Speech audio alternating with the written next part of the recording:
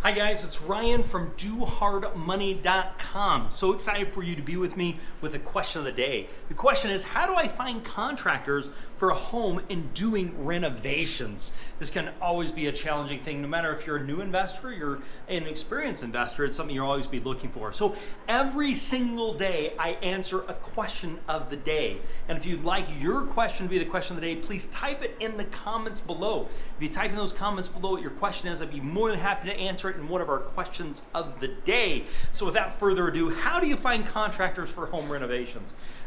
So one of my favorite techniques on finding contractors is poaching. And what I mean by that is not illegally shooting a deer or something. What I mean by it is finding people that are already working on the job site. So one of the things you do for poaching is when you're driving around and you see a construction crew, you stop. You go to that construction site, whether they're doing a repair or anything else.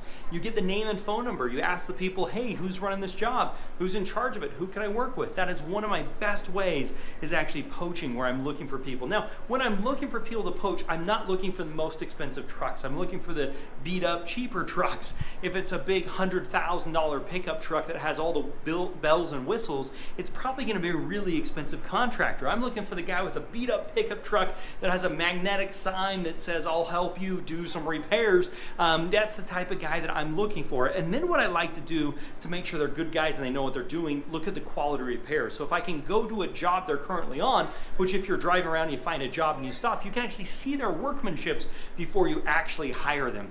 And one of the great things you want to do is actually find the subcontractors, not the actual contractors. And you find some of those subcontractors, lots of times they're licensed themselves, but they're going to be a lot less expensive, so you're not paying the exorbitant contractor fees on top of the labor. A lot of people don't realize this. Most contractors don't do any work themselves. They're subbing it out to somebody else. They're getting paid an override. So if it costs $1,000 to do something, you're going to end up paying $1,200 because the contractor is going to make 20% above that. So that's something to keep in mind. The other place where I like to do some poaching is at Home Depot. I pull up to the Home Depot, and one of the things I'll do is just drive around the parking lot and look for these pickup trucks that are not the nice pickup trucks. They're the ones that are a little more beat up, and I'll jot down their name and phone numbers, and then I can actually give those guys a call. The other thing you can do is when you go to Home Depot is you can do what's called the Contractors Desk.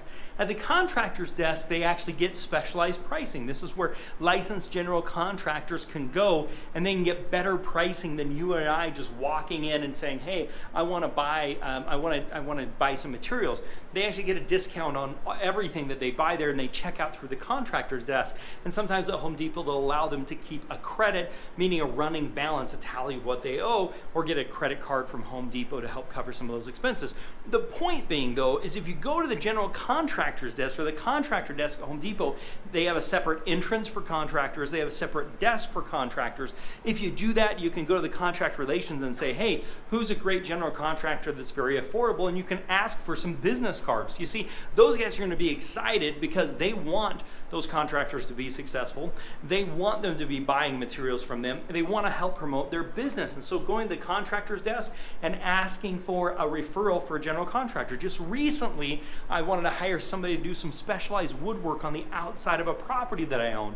So what I did is I called the supplier that does the materials, that's a specific paint that I like to use, and I said, hey, who do you know that would be great to do this work for me? And they gave me the names of 3 or 4 guys. I called, I interviewed, I brought them over, I saw their work, and then I ended up hiring one. And so that's how you do it. The other big thing for finding contractors, this has been a way that I found one of my best contractors, is what's called the apartment association. So typically, no matter where you live, there's an apartment or a renters association. And the idea with this is it's a group of people that are getting together to protect the rights of landlords. Lots of times what they'll do is they'll have sponsors. So they'll say, hey, you can be a sponsor. If you want to be a construction sponsor, you pay $500 and we'll put you on our newsletter, or we'll put you on our emails, or we'll put you on our list. So what you can do is go to those types of situations, you can go to those types of organizations and ask them for a vendor list, or it may even just show up on their website. So we like to use apartment associations so that we can get their sponsors and ask them. We like to go to Home Depot. We like to do poaching, where we drive around and see that. One of the other things you can do is your local real estate investment club. I don't necessarily recommend going to the real estate investment club because there's all kinds of wares being pushed there. But what you can do is you can actually see who they have as sponsors, and you can find a contractor that has a sponsor. Another thing is referrals. If you can talk to real estate agents that are doing stuff, if you can talk to other landlords that are doing things, if you can talk to other fix and flippers and ask them for a referral as to who they recommend to actually do the work on a property. So there's multiple ways on finding who you should be using for a general contractor, but you want to make sure you just don't, a referral is always great, but checking their workmanship and actually going to a job will make a big difference in making sure you find the right contractor. Okay guys, I hope that this was helpful. If so, please give me a thumbs up on this video. Click that thumbs up button. It means a lot to me. It gives me the encouragement to keep going and making these videos because it takes an awful lot of time. And if you like these videos, consider subscribing. Every single day I do a question of the day. You'll get notified as these videos come out. It'll answer specific questions for you. And if you have a question you want me to answer, type it in the comments below and I'm going to get that question answered for you and everybody else that may be interested in that subject matter. Otherwise, check us out over at dohardmoney.com. We have tips, tricks, software, funding, everything you need for real estate investing all in one place. Come check us out. We'd love to talk to you. Otherwise, make it a very profitable day, and goodbye for now.